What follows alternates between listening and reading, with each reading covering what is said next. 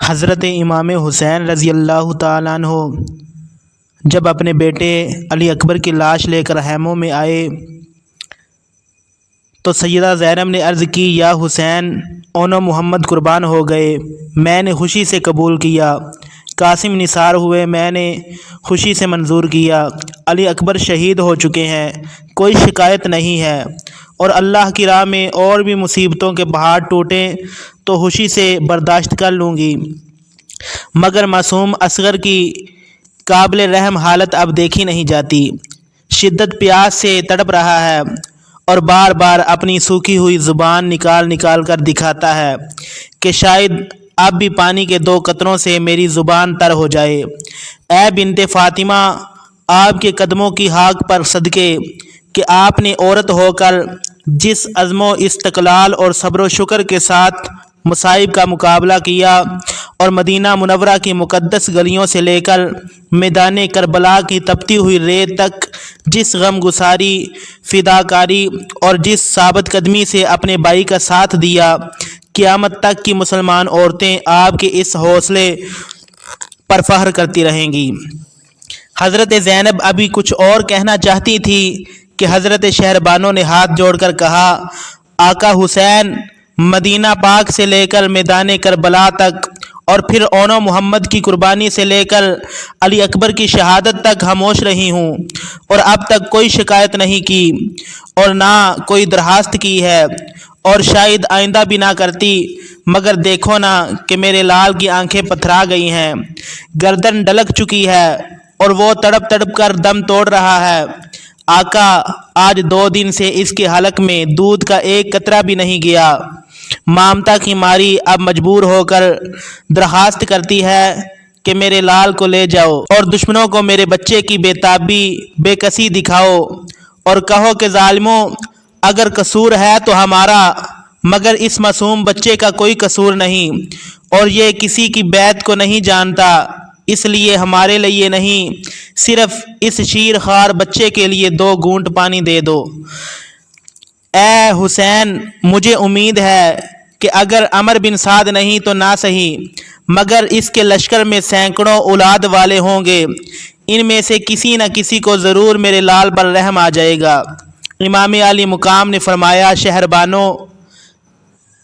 یہ تمہارا خیال ہے، ورنہ مجھے تو ان سنگ دل انسانوں سے تمہارے اصغر کے لیے بھی پانی ملنے کی کوئی امید نہیں ہے،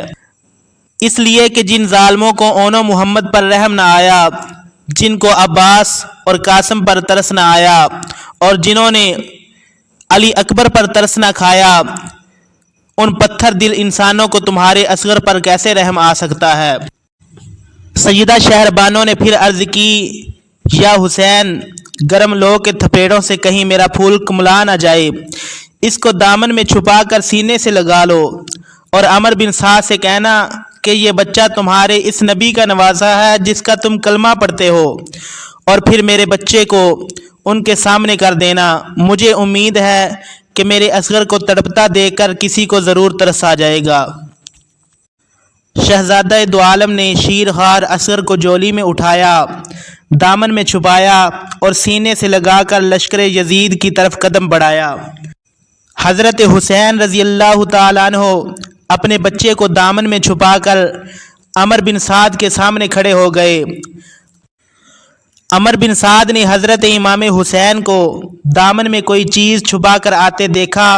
تو ساتھیوں سے کہا کہ معلوم ہوتا ہے کہ حسین ابن علی گھبرا گیا ہے اور صلح کے لیے قرآن اٹھا لایا ہے، اور دیکھو اگر حسین یزید کی بیعت پر صلح کرے تو اس کا خیر مقدم کرنا، اور اگر یزید کی بیعت کیے بغیر صلح کرنی چاہے تو پھر قرآن کا بھی لحاظ نہ رکھنا اور تیروں سے قرآن کو بھی پھاڑ دینا۔ عمر بن سعد نے امام علی مقام کو سامنے کھڑا دیکھا تو کہا، حسین، کیوں آئے ہو؟ نور نگاہ علی رضی اللہ تعالیٰ عنہ نے جواب دیا، خدا کی قسم میں خود نہیں آیا، ماں کی مامتا نے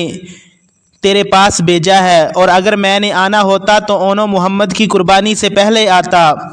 قاسم اور عباس کی شہادت سے پہلے آتا، اور اگر میں نے آنا ہوتا تو علی اکبر کی شہادت سے پہلے آتا۔ جب اس وقت نہیں آیا تو سمجھو کہ حسین اب بھی اپنی مرضی سے نہیں آیا،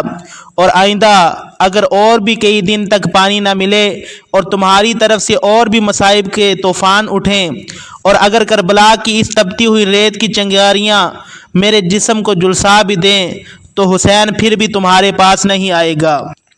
اور میں اب بھی اپنی مرضی سے نہیں آیا بلکہ اپنے دامن میں جس ننھے سے بچے کو لے کر آیا ہوں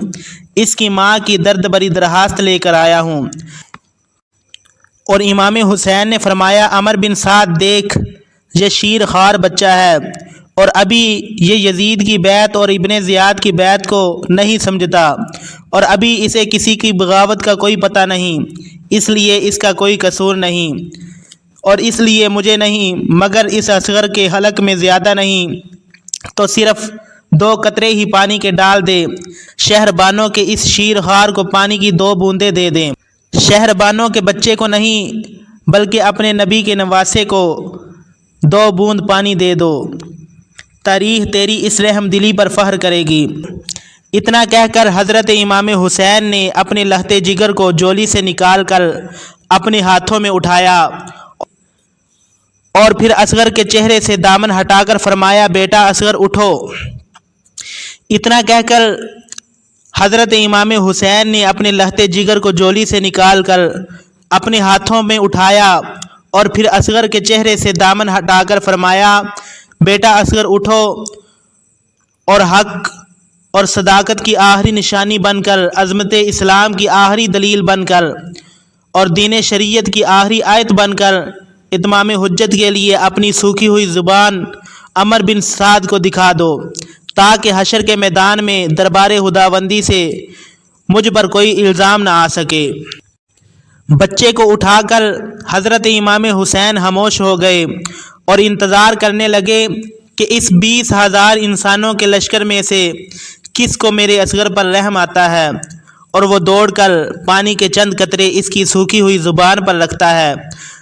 مگر وہ انسان کہاں تھے جو ان کو رحم آتا؟ وہ تو انسانیت کے تمام سنہری اصولوں کو چھوڑ کر وحشت اور بربریت کے گڑھے میں گر چکے تھے۔ عمر بن سعد نے پھر پکارا کہ حسین کا یہ بچہ بھی زندہ نہ جائے۔ یہ دل خراش آواز سن کر حضرت امام حسین کا کلیجہ دک دک کرنے لگا اور جلدی جلدی اپنے بیٹے کو دامن میں چھپانے کی کوشش کر ہی رہے تھے کہ ظالم حرمل کا تیر شیر خوار اصغر کے حلق سے پار ہو کر حضرت امام حسین کے بازو میں جا لگا۔ پھر اس پیکرے تسلیم و رضا نے اپنی آنکھوں کے سامنے اپنی جولی میں اپنے معصوم بچے کو دم توڑتے دیکھا اور ایک ننھی سی جان کو اپنی گود میں تڑپتے دیکھا۔ کربلا کے ننھے شہید نے آنکھ کھولی اور اپنی سوکھی ہوئی زبان اپنے باپ کو دکھا کر ہمیشہ کے لیے خاموش ہو گئے۔ قبر چھوٹی جی کڈ کے حضرت علی اصغر نو آپ دفنا دیتا، لے او مال کا کچھ نہیں ہو رکھیا میں دامن جاڑ حسین دکھا دیتا۔